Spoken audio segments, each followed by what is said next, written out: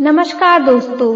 साल में 24 एकादशी व्रत रखे जाते हैं जो सभी भगवान विष्णु की पूजा को समर्पित हैं। मान्यता है कि इस तिथि पर उनकी उपासना करने से जीवन में सुख समृद्धि का वास होता है और धन की देवी माता लक्ष्मी भी प्रसन्न होती है। इस दौरान सभी एकादशी अपने विशेष महत्व और पूजा के लिए जानी जाती है, परंतु माघ मास की शुक्ल जया एकादशी सबसे महत्वपूर्ण है। इस दिन सृष्टि के संचालन भगवान श्री हरि की पूजा अर्चना करने और उपवास रखने से साधक को मोक्ष की प्राप्ति होती है। इतना ही नहीं, प्रभु के प्रभाव से भूत प्रेत, नकारात्मक शक्ति और आर्थिक समस्याओं से भी छुटकारा मिलता है। पंचांग के अनुसार माघ मास के शुक्ल पक्ष की एकादशी को जया एकादशी मनाई जाती है।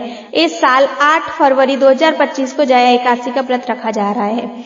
ज्योतिषियों की माने तो इस तिथि पर मृगशिरा नक्षत्र और वैघृति योग बन रहा है। इस योग में विष्णु जी की पूजा करने से साधक के धन धान्य में वृद्धि होती है और लंबे समय से रोके हुए कार्य भी पूरे होते हैं। ऐसे में आइए इस दिन की पूजा विधि के बारे में जानते हैं। खास है जया एकादशी। धार्मिक मान्यताओं के अनुसार जया एकादशी पर भगवान विष्णु के माधव रूप की पूजा की जाती है। इस दिन माँ लक्ष्मी की पूजा का भी विधान है। मान्यता है कि विधि विधान से विष्णु जी और माता लक्ष्मी की पूजा करने से व्यक्ति के समस्त पाप नष्ट हो जाते हैं। माघ मास की जया एकादशी व्रत कथा। पिशाच योनि से मिलती है मुक्ति। भगवान श्री कृष्ण कहते हैं, राजन, इस कारण एकादशी का व्रत करना चाहिए। नृप श्रेष्ठ जया एकादशी ब्रह्म हत्या का भी पाप दूर करने वाली है। जिससे जया एकादशी व्रत कर लिया, उसने सभी प्रकार के दान दे दिए और सभी प्रकार के यज्ञों का अनुष्ठान कर दिया। इस महत्व के पढ़ने और सुनने से अग्निदोष यज्ञ का फल मिलता है। इस माघ मास के शुक्ल पक्ष की एकादशी का व्रत 8 फरवरी को रखा जाएगा। इसे जया एकादशी कहते हैं। इस व्रत को रखने से पिशाच योनि से मुक्ति मिलती है। इसकी कथा इस प्रकार है। युधिष्ठिर ने भगवान श्री कृष्ण से पूछा, हे भगवान, आप कृपा करके बताइए कि माघ मास में शुक्ल पक्ष की एकादशी को कौन सी एकादशी आती है, उसकी विधि क्या है, उसमें किस देवता की पूजा की जाती है।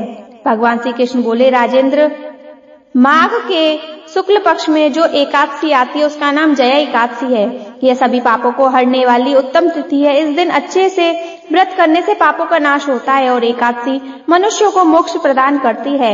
इस व्रत को करने से मनुष्यों को कभी प्रेत योनि में नहीं जाना होता। इसकी कथा मैं आपको सुनाता हूँ। स्वर्गलोक के देवराज इंद्र राज्य करते थे। देवगढ़ परिजात वृक्षों से युक्त नंदवन में अप्सराओं के साथ विहार कर रहे थे।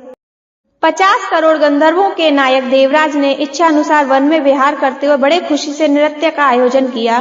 गंधर्व उनमें गान कर रहे थे, जिनमें पुष्पदंत, चित्रसेन और उसका पुत्र 3 लोक प्रधान थे। चित्रसेन की स्त्री का नाम मालिनी था। मालिनी से एक जया पैदा हुई थी जो पुष्पवंती के नाम से प्रसिद्ध थी। पुष्पदंत गंधर्व का एक पुत्र था जिसको लोग माल्यवान कहते थे। माल्यवान पुष्पवंती के रूप पर अत्यंत मोहित था। वे दोनों भी इंद्र के लिए नृत्य करने के लिए आए थे।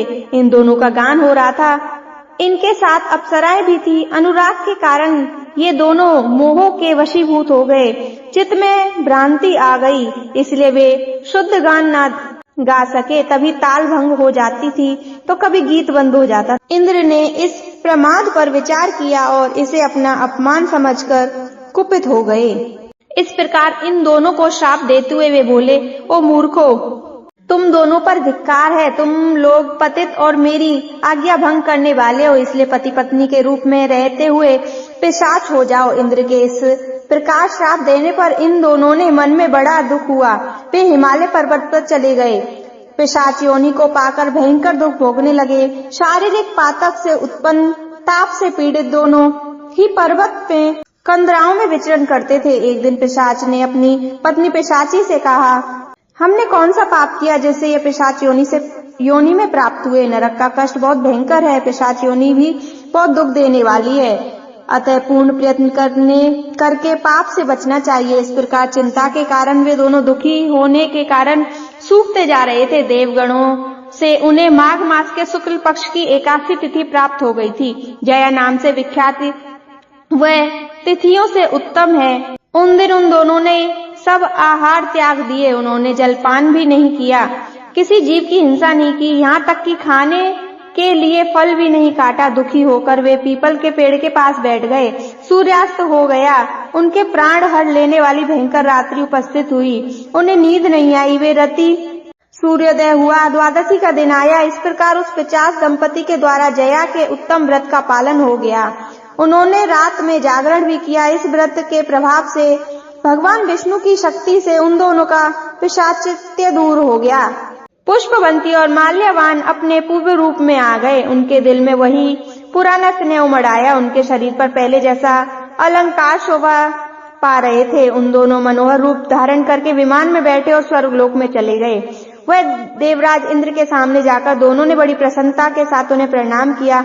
उन्हें उस रूप में देखकर इंद्र को बड़ा आश्चर्य हुआ। उन्होंने पूछा, किस पुण्य के प्रभाव से तुम दोनों को पिशाच योनि से मुक्ति मिली? तुम मेरे श्राप को प्राप्त हो चुके थे, फिर किस देवता ने तुम्हें इससे छुटकारा दिलाया? माल्यवान बोला, स्वामिनी, भगवान वासुदेव की कृपा और जया एकादशी के व्रत के प्रभाव से हम पिशाच योनि से मुक्त हुए। भगवान श्री कृष्ण कहते हैं, राजन, इस कारण एकादशी का व्रत करना चाहिए। नृपश्रेष्ठ जया एकादशी ब्रह्म हत्या का पाप भी दूर कर देती है। जिससे जया एकादशी व्रत कर लिया, उसने सभी प्रकार के दान दे दिए, सभी प्रकार के यज्ञों का अनुष्ठान कर दिया। इस महत्व के पढ़ने और सुनने से अग्नि दोष यज्ञ का फल मिलता है। बोलो विष्णु भगवान की जय।